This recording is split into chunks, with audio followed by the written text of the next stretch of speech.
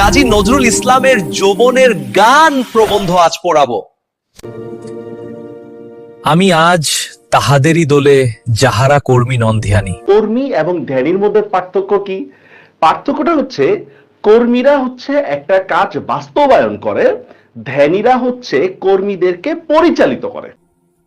কবি বলেছেন, যারা মানব জাতির কল্যাণ করেন সেবা দিয়ে, কাজ দিয়ে, তারা মহৎ না হলেও ক্ষুদ্র নন। যাহারা কল্যাণ সাধন করেন সেবা দিয়া, এটা বুদ্ধিবৃত্তিক সেবা। কর্ম দিয়া, তাদের কাজটা কি? মেন্টালি বা বুদ্ধিবৃত্তিক কর্মগুলো থাকে। তাহারা মহৎ যদি নাই হন, অন্তত ক্ষুদ্র নন। মানে ধ্যানীদের যে অবদান, এটা মোটো কি না, ফেলনা না, ফেলে দেওয়ার মতো বিষয় না। তারা থাকেন শক্তির পেছনে, রক্তের ধারার মতো গোপন ফুলের মাঝে মাটির মমতা রসের মতো আড়ালে। ইহারা থাকেন শক্তির পেছনে। শক্তি বলতে কোন শক্তি? মানে কর্মীদের শক্তির কথা বলতেছে। রুধির ধারা শব্দের অর্থ হচ্ছে রক্ত প্রবাহ।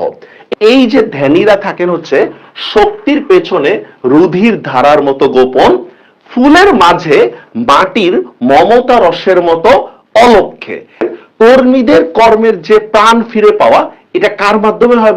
ধ্যানীদের চিন্তা ভাবনা দ্বারা। তিনি বলেন, পাখির মতো আমার স্বভাব গান করার। তাহলে কবি নজরুল নিজেকে কি বলছে? নিজেকে কবি হিসাবে পরিচয় দিচ্ছে। বনের পাখির মতো স্বভাব আমার গান করার। কাহারা ভালো লাগিলেও খাই, ভালো না লাগিলেও খাই। কেউ আমাকে পছন্দ করুক বা না করুক, আমি আমার কাজটা কিন্তু চালায় যাই। বায়স ফিঙে, বায়স শব্দের অর্থ কি জানেন? বায়স শব্দের অর্থ কাক। বায়স ফিঙে যখন বেচারা গানের পাখিকে তাড়া করে, গানের পাখিকে কোকিল, গানের পাখিকে তাড়া করে তীক্ষ্ণ চঞ্চু দ্বারা আঘাত করে। চঞ্চু শব্দের অর্থ হচ্ছে ঠোঁট। তখনও সে এক গাছ হতে উড়িয়া আন গাছে, আন মানে অন্য, অন্য গাছে কি করে? গান ধরে। ঠিক আছে, এটাই তার কাজ। কারণ যত প্রতিবন্ধকতায় আসুক না কেন, মানুষ তার স্বভাবজাত বৈশিষ্ট্য কখনোই ভুলতে পারে না। তো কোকিলের কাজ কি? গান করা। তো কোকিলকে যতই আঘাত করা হোক না কেন, বাধা দেওয়া হোক না কেন, সে গান করবে। ঠিক নজরুলের অবস্থা হচ্ছে যুবকদেরকে অনুপ্রাণিত করা। সেখানে যতই সরকারি আঘাত আসুক কিংবা সামাজিক আঘাত আসুক, যাই আসুক না কেন, তিনি যুবকদেরকে অনুপ্রাণিত করেই যাবে। এটা বলতে, তাহার হাসিতে গান, তাহার কান্নায় গান। সে গান করে আপন মনের আনন্দে। আপন মনের আনন্দ বলতে কি বুঝাচ্ছে দেখেন? কোন প্রাপ্তি বা ফলের আশায় সে কাজটা করে না। যদি তাহাতে কারো অলসতন্দ্রা মোহনিদ্রা টুটিয়া যায়, টুটিয়া মানে হচ্ছে দূর হয়ে যাওয়া। কবির গানের কারণে যদি কারো মধ্যে ইতিবাচক পরিবর্তন আসে, তা একান্তই দৈব। এটা কবির কোনো কৃতিত্ব না। কারণ এই কৃতিত্বের আশায় কবি অনুপ্রাণিত করে না মানুষকে। তারুণ্যের ভরা ভাদ্রে যদি আমার গান জোয়ার আনিয়া থাকে, মানে আমার গান যদি আপনার মধ্যে কি করে? একটা পরিবর্তন আসে। আমার কথা শুনে যদি তরুণদের মধ্যে কোনো ইতিবাচক পরিবর্তন যদি আসে, তাহা আমার অগোচরে। যে চাঁদ সাগরে জোয়ার জাগায়। পৃথিবীতে জোয়ার ভাটা হয় কেন? চাঁদের কারণে। যে চাঁদ সাগরে জোয়ার জাগায়, সে হয়তো তাহার শক্তি সম্বন্ধে আজও না ওয়াকিফ। না ওয়াকিফ শব্দের অর্থ হচ্ছে অবগত না। তিনি বক্তাও নন, তিনি কম বক্তার দলে। আমি বক্তাও নেই, মানে আমি বেশি কথা বলার পক্ষপাতী না। আমি কম বক্তার দলে, মানে খুব বেশি কথায় বিশ্বাসী না। বক্তৃতায় যারা দিগ্বিজয়ী, দিগ্বিজয়ী মানে বুঝছেন তো, মানে বক্তৃতায় যারা একবারে এক্সপার্ট, বক্তিয়ার খিলজি, এইটা ব্যঙ্গ প্রকাশ করে বলতেছে বক্তিয়ার খিলজি। তাহাদের বাক্যের সৈন্য সামন্ত অত দ্রুত বেগে কোথা হইতে কেমন করে আসে বলতে পারি না। মানে তারা যে বিরামহীন ভাবে যে কথা বলতে থাকে, এইটা যে কিভাবে তারা পারে আমি ঠিক জানি না। তাহা দেখিয়া লক্ষণ সেন 1204 সালে যিনি পরাজিত হয় ইখতিয়ার খিলজির কাছে, তাহা দেখিয়া লক্ষণ সেন অপেক্ষা আমরা বেশি অভিভূত হয়ে পড়ি। তাহাদের বাণী আসে বৃষ্টি ধারার মতো অবিরল ধারায়, আর আমাদের কবিদের বাণী বহে ক্ষীণ ভীরু ঝর্ণা ধারার মতো। এখানে ভাব ও ভাষা দ্বারা কি বোঝাচ্ছে? এখানে বোঝাচ্ছে তাদের কথাগুলো কি অনেক অর্থপূর্ণ। পদ্মা ভাগীরথীর মতো খরস্রোতা যাহাদের বাণী, মানে বক্তাদের কথা যারা অতিরিক্ত কথাবার্তা বলে, এটাই বলতেছে। দেখেন, আমি তাহাদের বহু পশ্চাতে, আমার একমাত্র সম্বল আপনাদের তরুণদের প্রতি আমার অপরিসীম ভালোবাসা। তারুণ্যকে যৌবনকে আমি যেদিন হইতে গান গাইতে শিখিয়াছি, মানে যৌবনকে যেদিন থেকে আমি কি বুঝতে শিখছি, সেদিন হতে বারবারে সালাম করিয়াছি সশ্রদ্ধ নমস্কার নিবেদন করিয়াছি, মানে শ্রদ্ধার কথা বলতেছে, যে যেদিন থেকে আমি কি যুবক বা যৌবন সম্পর্কে আমি বুঝতে পারতেছি, সেদিন থেকে কি যে গঠনমূলক কাজ করা বা সৃজনশীল কাজ করা, সেগুলা কাজ করার জন্য আমি চেষ্টা করে যাচ্ছি। যুবক হওয়ার পর থেকে কবি কি যৌবনকে শ্রদ্ধা করে আসতেছেন। জবা কুসুম সংকাশ, জবা কুসুম সংকাশ মানে হচ্ছে জবা ফুলের মতো, জবা কুসুম সংকাশ তরুণ অরুণকে দেখিয়া, মানে জবা ফুলের মতো উজ্জ্বল সূর্যকে দেখার কথা বলতেছে। জবা কুসুম সংকাশ তরুণ অরুণকে দেখিয়া প্রথম মানব যেমন করিয়া সশ্রদ্ধ নমস্কার নিবেদন করিয়াছিল। অনেকে সূর্য পূজা করে, আমার প্রথম জাগরণ প্রভাতে তেমনি করিয়া বিস্ময় লইয়া যৌবনকে অন্তরে শ্রদ্ধা নিবেদন করিয়াছি, তাহার স্তবগান গাইয়াছি। স্তবগান মানে হচ্ছে প্রশংসা। আমি সবসময় কি তারুণ্যের পূজারী বা তরুণের প্রশংসা করে যাচ্ছি। তরুণ অরুণের মতোই যে তারুণ্য তিমির বিদারী, তিমির বিদারী শব্দের অর্থ কি অন্ধকার দূর করা। সূর্য উঠলে যেভাবে অন্ধকার দূর হয়, তেমনি ভাবে তারুণ্য আপনার মনের জড়তা দূর করে ফেলবে। সে যে আলোর দেবতা, আলোর দেবতা মানে সূর্য কথা বলতেছে। রঙের খেলা খেলিতে খেলিতে তার উদয়, কার? সূর্যের কথা বলতেছে। সূর্যোদয় তারুণ্য বুঝাচ্ছে। রং ছড়াইতে ছড়াইতে তার অস্ত। যৌবন সূর্য যেথায় অস্তমিত, মানে যখনই আপনার তারুণ্য শেষ, দুঃখের তিমির কুন্তলা, কুন্তলা শব্দের অর্থ চুল, শীতি মানে হচ্ছে রাত, যখনই আপনার মন থেকে তারুণ্য বিদায় নিবে, তখন থেকেই আপনার দুঃখের জীবন শুরু হয়ে যাবে। যৌবন সূর্য যেথায় অস্তমিত, দুঃখের তিমির কুন্তলা নিশীথিনীর সেই তো লীলাভূমি। লীলাভূমি শব্দের অর্থ হচ্ছে কি জানেন? বিচরণ স্থান বলতেছে। সোনার অর্থে কি?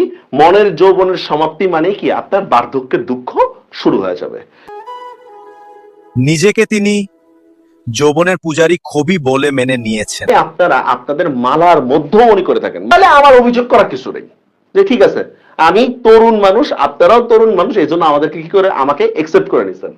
আপনাদের মহাদান আমি সানন্দে শির নত করিয়া গ্রহণ করিলাম। কোনটা মহাদান? যে তারুণ্যের সাথে মিশতে পারার অধিকার বা তারুণ্যকে গ্রহণ করার অধিকার। তরুণরা নজরুলকে কি করে নিচ্ছে? তরুণ হিসাবে গ্রহণ করে নিচ্ছে। তাদের মহাদান আমি সানন্দে শির নত করে গ্রহণ করিলাম। আপনাদের দলপতি হয়ে নয়, দলপতি মানে নেতা, আমি আপনাদের নেতা হইতে চাই না।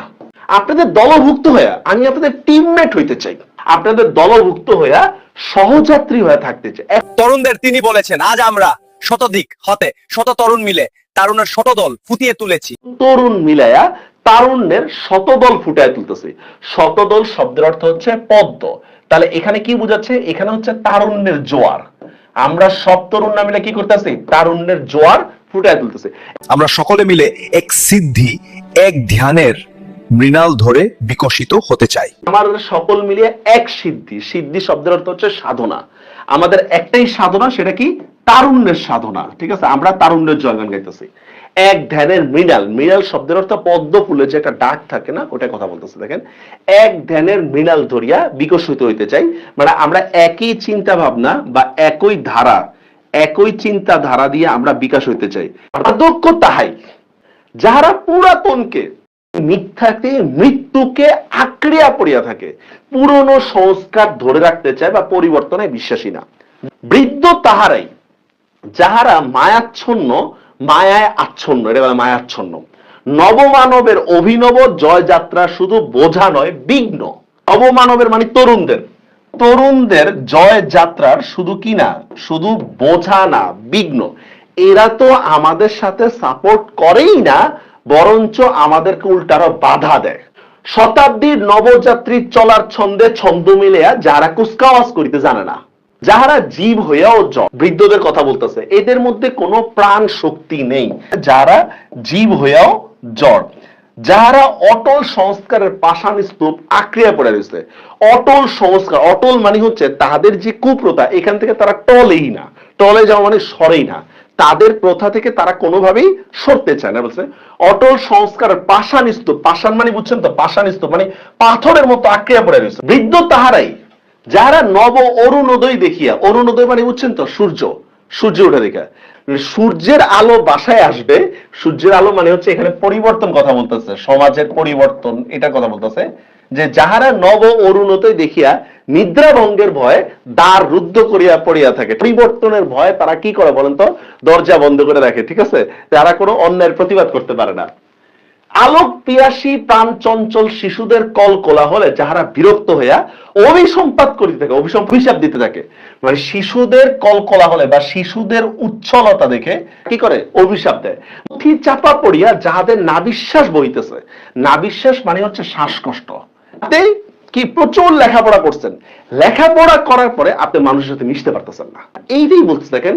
জীর্ণ পুঁথি চাপা পড়িয়া যাহাদের নাবিশ্বাস বইতেছে, মানে অতি বিদ্যার কারণে যারা সাধারণ মানুষের সাথে মিশে কি করতে পারে না? নিঃশ্বাস নিতে পারে না। অতি জ্ঞানের অগ্নিমান্তে যারা কঙ্কালসার, অগ্নিমান্ত মানে বদহজম, মানে এত বেশি জানে সে, জানার পরে না কারোর সাথে মিশতেই পারতেছে না, এটাই বলতেছে না। অতি জ্ঞানের অগ্নিমান্তে যাহারা আজ কঙ্কালসার বৃদ্ধ তাহারাই, ইহাদের ধর্মই বার্ধক্য। বার্ধক্যকে সবসময় বয়সের ফ্রেমে বেঁধে রাখা যায় না। বার্ধক্যকে সবসময় বয়সের ফ্রেমে বাঁধা যায় না, মানে বয়সের বিবেচনায় সবসময় যৌবন বা বার্ধক্য নির্ণয় করা ঠিক না। ধরুন 18 থেকে 40 মানে হচ্ছে আপনি যৌবন বার্ধক্য নির্ণীত হয় না, এটা কি কর্মই, এটার সংজ্ঞা তুলে ধরে। বহু যুবককে দেখিয়াছি যাহাদের যৌবনের ঊর্ধ্বের নিচে, মানে যারা বাহ্যিকভাবে যুবক, ঊর্ধ্ব মানে হচ্ছে কি ইউনিফর্ম, বুঝছেন? পোশাক, ইউনিফর্ম বা পোশাক, আরবির পোশাক ধরেন। বহু যুবককে দেখিয়াছি যাদের যৌবনের ঊর্ধ্বের নিচে বার্ধক্যের কঙ্কাল মূর্তি, মানে দেখতে যুবক কিন্তু আসলে বুড়া, কাজের ক্ষেত্রে কি তারা বুড়া, মানে ভয় বা ভীতি তাদের মধ্যে একটা কাজ করে, ভীতি। চাদরের তলে, ঠিক আছে, এটা জিন্নাদর, ধরেন চাদর, চাদরের নিচে মেঘলুপ্ত সূর্যের মতো প্রদীপ্ত যৌবন। মেঘলুপ্ত সূর্য মানে বুঝছে আকাশে যখন মেঘ না থাকে তখন সূর্যের তেজ বেড়ে যায়, গতিবেগ ঝঞ্ঝার নেয়, মানে খুব দ্রুতগামী হবে। যা ঝঞ্ঝা শব্দের অর্থ ঝড়ের মতো তার গতি থাকবে, ঠিক আছে? তেজ নির্মেঘ আষাঢ় মধ্যাহ্নের মার্তণ্ড, প্রায় মার্তণ্ড শব্দের অর্থ সূর্য। আষাঢ় মাসের তেজই সূর্যের মতো থাকবে, আষাঢ় মাসের সূর্যের প্রখরতা বা উজ্জ্বলটা অনেক বেশি থাকে, এটা বলতে থাকেন। নির্মেঘ মানে হচ্ছে মেঘহীন, তেজ নির্মেঘ আষাঢ় মধ্যাহ্নের মার্তণ্ড প্রায়। বিপুল যার আশা, সম্ভাবনা থাকতে হবে তার মধ্যে। ক্লান্তিহীন যার উৎসাহ, কাজের মধ্যে যে কোনো ক্লান্ত হয় না, ক্লান্তিহীন যার উৎসাহ। বিরাট যার ঔদার্য, তাই সে মেন্টালি অনেক বড় মানসিকতার পরিচয় দিতে হবে, অনেক বড় মানুষ, সবাইকে আপন করার মতো মানসিকতা তৈরি করতে হবে, এটাই বলছেন। বিরাট যার ঔদার্য, অফুরন্ত যার প্রাণ, ঠিক আছে, অফুরন্ত, অটল যার সাধনা, মানে এক, মানে এটাকে আমরা বলতে পারি অবিচল। অবিচল মানে বুঝছেন, অবিচলতা মানে অবিচল মানে সাধনা অটল, আমার সাধনা বা আমার উদ্দেশ্য থেকে আমি কখনো কি সরে যাব না। অটল যার সাধনা, মৃত্যু যার মুঠি তলে, যে মৃত্যুকে কখনো ভয়ই পায় না, এরই হচ্ছে তরুণ। এদের মধ্যে তারুণ্য, এরা কোনো নিয়ম নীতি মানে না। তারুণ্য দেখিয়াছি মহাসমর, যুদ্ধের সেনানায়ক, মহাসমরের সৈনিকের মুখে যে ভালো ভালো কাজ করতেছে, এরা হচ্ছে তরুণ, ঠিক আছে, আমরা না। মহাসমরের সৈনিকের মুখে কালা পাহাড় রশিতে, কালা পাহাড় হচ্ছে একজন হচ্ছে কি মানে যোদ্ধা, ওসিমানি হচ্ছে তরবারি কোন। কামাল, কামাল মানে হচ্ছে কামাল আতারতু করি মুসোলিনি, মুসোলিনির বাড়ি হচ্ছে ইতালিতে। সানিয়াত সেন, সানিয়াত হচ্ছে চীনের জনক, চীনের সানিয়াত, লেনিনের শক্তি, লেনিন এ হচ্ছে রাশিয়া, ভ্লাদিমির ইলিচ উলিয়ানভ, আপনি রুশ বিপ্লবের নাম নিশ্চয়ই শুনছেন। এই যে এদের কথা বলতেছে, মানে এদের মধ্যে আমরা তারুণ্য দেখছি। যৌবন দেখিয়াছি তাহাদের মধ্যে, তাহারা বৈমানিক রূপে অনন্ত আকাশের সীমা খুঁজিতে প্রাণ হারায়। আবিষ্কারক রূপে নব পৃথিবীর সন্ধানে গিয়া, মানে নতুন নতুন গ্রহ, নতুন নতুন নক্ষত্র আবিষ্কারের সন্ধানে গিয়া আর ফিরে না। হিমালয় শীর্ষদেশ উদ্ধার, মানে হিমালয় জয় করতে গিয়া যারা তুষার ঢাকা। অতল সমুদ্রের নীল মঞ্জুষার মনু, অতল সমুদ্র মানে সমুদ্রের নিচে ডুবুরিদের কথা যদি আমরা বলি, যারাই সমুদ্র নিয়ে গবেষণা করে এটা কথা বলতেছে। অতল সমুদ্রের নীল মঞ্জুষার মনি আহরণ করিতে গিয়া সলিল সমাধি লাভ করে। সলিল সমাধি মানে হচ্ছে পানিতে মৃত্যু। মঙ্গল গ্রহ চন্দ্রলোকে যাইবার পথ আবিষ্কার করিতে নিরুদ্দেশ নব নব গ্রহ নক্ষত্রের সন্ধান করিতে করিতে যাহাদের নয়নমণি নিভিয়া যায়। টেলিস্কোপ দিয়ে দেখতে দেখতে দেখতে চোখে যায় না ঠিক মতো, এটা বলতেছে দেখেন। নব নব গ্রহ নক্ষত্রের সন্ধান করিতে গিয়ে যাহাদের নয়নমণি নিভিয়া যায়। যৌবন দেখিয়াছি সেই দুরন্তদের মধ্যে, দেখছেন এদেরকে কবি কি বলছে? দুরন্ত। মাতৃরূপ মানে হচ্ছে যৌবনের সেবা পরায়ণ দিক। কোনটা বলতেছে দেখেন, যৌবনের মাতৃরূপ দেখিয়াছি সব বহন করিয়া যখন সে যায় শ্মশান ঘাটে। সব মানে বুঝছেন তো লাশ, যখন সে যায় শ্মশান ঘাটে গোরস্থানে। অনাহারে থাকিয়া যখন সে অন্ন পরিবেশন করে দুর্ভিক্ষ বন্যা পীড়িতদের মুখে বৃক্ষ বা যারা বন্যায় পীড়িত তাদেরকে কি করতেছে, যে সাহায্য করতেছে। রাত্রির রাত্রি জাগিয়া পরিচর্যা করে।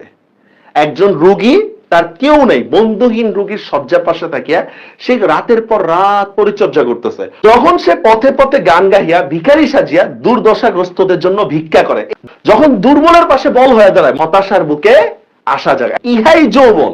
এই ধর্ম যাদের, তারাই তরুণ। তাদের দেশ নাই, জাতি নাই, অন্য ধর্ম নাই, মানে তারা দেশ, জাতি ও ধর্মের মধ্যে সীমাবদ্ধ না, তারা সবার জন্য কাজ করে। ধর্মের সীমার ঊর্ধ্বে ইহাদের সেনানিবাস। মানে কি, তারা কি দেশ জাতিতে সীমাবদ্ধ না, তারা আরো বড় চিন্তা করে, তারা সব মানুষের জন্য চিন্তা করে।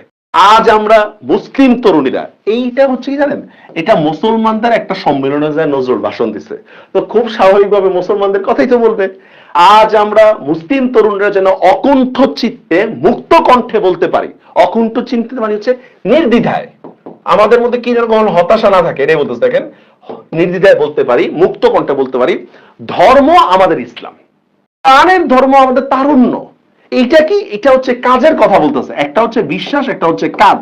বিশ্বাস হচ্ছে আমাদের ইসলাম, কিন্তু প্রাণের ধর্ম বা আমরা কাজ করব কি তারুণ্যর মতো। আর তরুণরা কোনো দেশ জাতির ক্ষেত্রে কি না, সীমাবদ্ধ না। আমাদের অনুপ্রেরণা হচ্ছে তারুণ্য। আমরা সকল দেশের, সকল জাতির, সকল ধর্মের, সকল কালের, মানে আমরা বিশ্ব মানবতার জন্য। আমরা মুরিদ যৌবনের, মুরিদ শব্দের অর্থ হচ্ছে শিষ্য। এই জাতি ধর্ম কালকে অতিক্রম করতে পারছে যাদের যৌবন, মানে যারা এই সংকীর্ণ কার্য পরিধিতে যারা সীমাবদ্ধ না, এটার কথা বলতেছে। এই জাতি ধর্ম কালকে অতিক্রান্ত করতে পারছে যাদের যৌবন, তারাই আজ মহামানব, মহাত্মা, মহাবীর, যারা কোনো জাতির জন্য সীমাবদ্ধ না, সকল ধর্মের, সকল দেশের লোক সমানভাবে শ্রদ্ধা করে। পথ পার্শ্বের ধর্ম অট্টালিকা আজ পরপর হয়েছে, ধর্মের নামে কোন কুসংস্কার ঢুকছে, এইটাকে দূর করার দায়িত্ব আমাদের।